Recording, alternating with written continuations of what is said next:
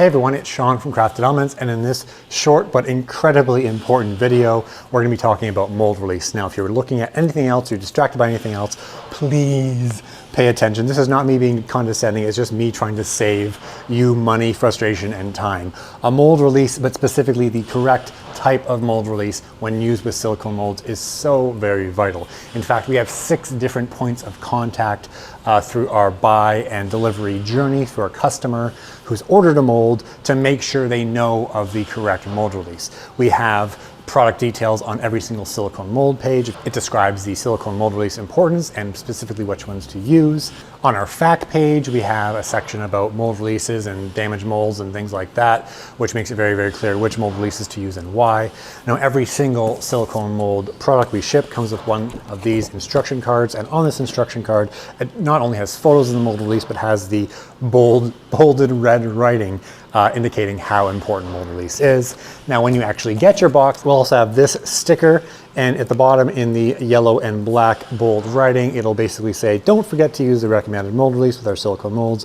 Refers you to the product website or our product instructions page. And when you actually make a purchase that has a silicone mold on it, and the email confirmation, if you scroll down, it does again talk about mold release. And finally, the delivery email confirmation you get will also have a description information about mold release and specifically which ones to use. So again, guys, 6 points that we really try and drill this home, but over the last 4 years, 50,000 plus of these large molds that we've sold. I would say on a weekly basis, we still have 1, maybe 2 people that have damaged their mold the first or second time by either not using mold release at all or using the wrong mold release. So I want to talk about the differences here. Now, we specifically say a non-silicone based mold release. Why non-silicone based? Well, this is a silicone mold. If you spray a silicone-based mold release, i.e. a mold release made of silicone, you're really just applying silicone to silicone. It's like putting acrylic paint over acrylic paint and expecting those layers to have different properties. It doesn't really help. You need to use one of the proper recommended silicone mold releases. We've got 3 that we specifically recommend. We've got the MG Chemicals 8329 release. We've got the Man Ease Release 200 and 300. The 200 is going to give you like a semi-gloss finish on the resin. Once you pull it out, the 300 is more of a glossy finish. So if you're making resin art and you're not sanding or planing, you're going to want to use the 300. Now, what you do not want to use when we say a non-silicone based mold release is a silicone based mold release. Things like the CRC release, the Smooth On Universal release, the Acfix product, Stoner, CRC, there's a bunch of them. If you went to Amazon and typed silicone mold release, that you're going to find and people often buy because it says silicone mold release. It's a mold release made of silicone. It's not a mold release made for silicone molds. That's the key difference. Further, things like PAM, cooking spray, not a mold release. Yes, it's greasy, yes, it's slimy, but it is not a mold release. We've got soy lecithin, which is a natural product. I've actually had some success with this product, but I think on the 5th time I used it, it failed. So we put this in the no category. Things like white lightning grease and hairspray and butter and Vaseline and Vicks.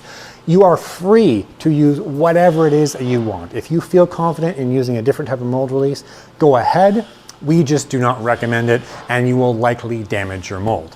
And again, what I'm talking about is not specific to our molds. We use a very high quality platinum pure silicone for the vast majority of our silicone molds that we make here in-house. It is the highest grade. It actually has FDA food safety grade requirements because it is a platinum pure silicone. So it's not that we're using cheap silicone or competitors are using cheap silicone or anything else. If you're using any silicone mold, there's a lot of technical considerations that you need to think about. And it really comes down to volume, or at least the surface area of the resin that's setting, how much heat is going to be dissipated, what type of resin is going to be used. For example, epoxy resin is much more corrosive, for lack of a better term, to silicone walls than something like urethane resin is.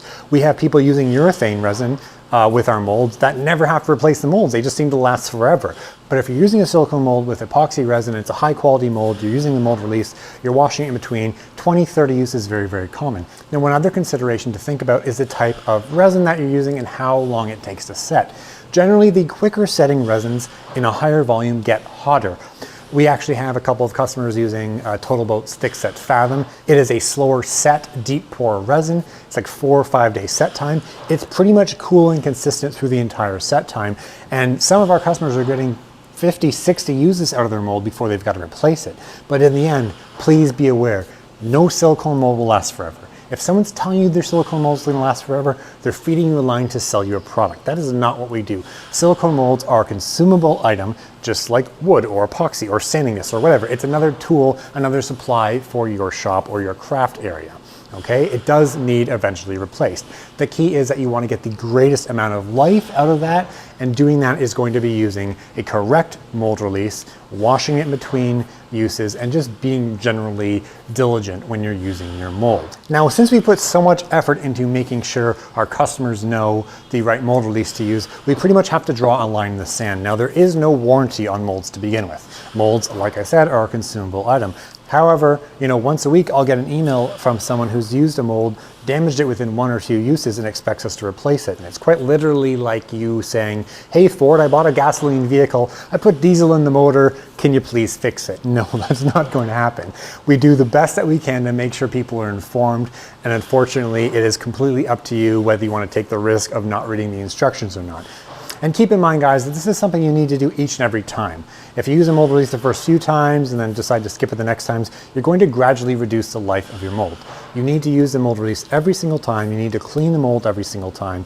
And again, it doesn't matter if it's our mold or someone else's. This is general best practices when you're using molds. Now, if you've gone ahead and used the wrong mold release, you didn't read the instructions, by the way, guys, I empathize with you because I'm a guy. I often do not read instructions, but unfortunately, it is what it is. But if you've damaged your mold and you've got a piece of tear out, some silicone or whatever that's come attached to your piece, there is a way that you could possibly save your mold, which we're going to look at now, using 100% pure silicone caulk and a putty knife to fix that mold to hopefully get some additional uses out of it. Now, if you do have that case happen where you have maybe unset or partially set epoxy resin on your mold, putting the mold in the freezer so it gets really, really cold, the epoxy resin freezes, and then it comes off a lot easier. I've also used Goo Gone, either spray or the liquid, if there's a little bit of unset resin left, and just let it sit there and then wipe it off. So something else I want to address in this video is if you do have that mistake and you've taken out a part of the mold, can you fix it? You can fix it to a point, and I'm going to show you how to do that now. And essentially it involves using 100% pure silicone. This is pure silicone. It is not acrylic caulking. Make sure that if you're going to do this, you're using the correct pure silicone. This is available at like Home Depot as well as online. You can order it. In this case, this is just kitchen and bath silicone. It's clear. It doesn't have to be clear, but it has to be pure silicone. So if you've got a piece of damage like this, you're going to want to get rid of the excess material. And you can pick it up with your finger, or you can use a knife, hobby knife. Get a plastic spatula and squeeze some of that silicone onto your spatula, and then just apply it liberally into the voids and damage of that of the tear or the pit in your mold. Well, is this going to show up in your epoxy resin? Yep, it definitely is, but it's going to be much less work to sand out, an unsmooth surface versus a giant void in your mold. So naturally, the next question should be, how do you properly apply silicone mold release? You do not want to use too little, and you don't need to use too much. If you end up using too much, it ends up pooling, and then you see that in your resin. But I also do want to say, while I'm mentioning that, is I do see the most common complaint, especially amongst resin artists, because it matters more to a resin artist who's using only resin in a mold, wants to demold it and be done with it, versus a woodworker who's using this mold for wood and resin, who's going to plane it and sand it anyway where it wouldn't matter. But using a mold release often does leave, I don't want to say a matte finish, but definitely a cloudiness on the surface of the resin. There are probably mold releases that do a better job at leaving a clear surface versus causing cloudiness. But really, it's more important at this point to make your mold last and not completely waste that money on an expensive mold than maybe having a cloudy piece of resin that you can easily sand and top coat or buff out. So applying this is fairly easy. You can use an N95 mask, especially this would be more specific to an aerosol product. Use an N95 mask or a respirator and just liberally apply it 20 to 30 centimeters. So like this, away from the mold. Don't do this and don't do this, because otherwise you're not going to have too much release get in there. I'm going to show you exactly what I'm talking about.